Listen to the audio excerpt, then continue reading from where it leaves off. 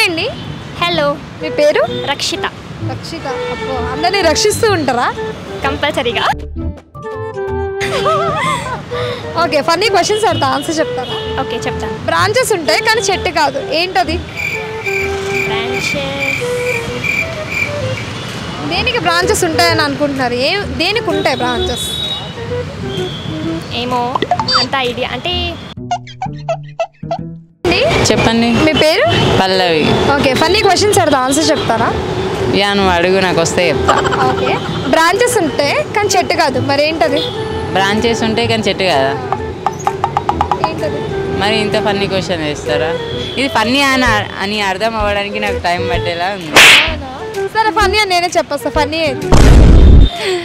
Branches ఉంటాయి కానీ చెట్టు కాదా? ఏంటది మరి?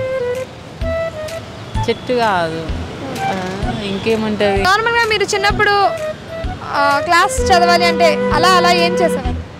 క్లాస్ చేయాలి అంటే నేనైతే సగం స్కూల్కి పోకపోతుండే, పోయినా కూడా చదవకపోతుండే. ఎందుకలా?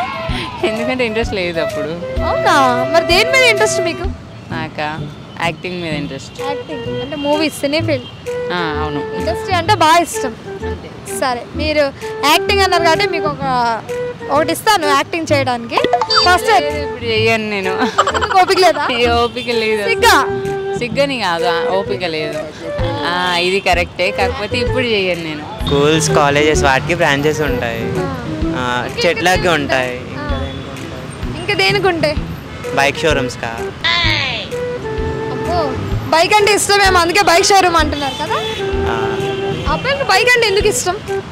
బైక్ అంటే ఏముంది, అదొక రకమైన సరదా. తిరగాలి, వెళ్ళాలి, నడపాలి, పడాలి. అంటే జనరల్గా మనం పడాలి, అమ్మాయిని పడేటట్టు చేయాలి. అది మాత్రం నిజం. సింగిలా మింగిలా? సింగిల్. సింగిలే. మింగిల్ కాదా? ఆమె నా ఫ్రెండ్ అంతే. నేనేం అనలేదండి, జస్ట్ చూసా అంతే.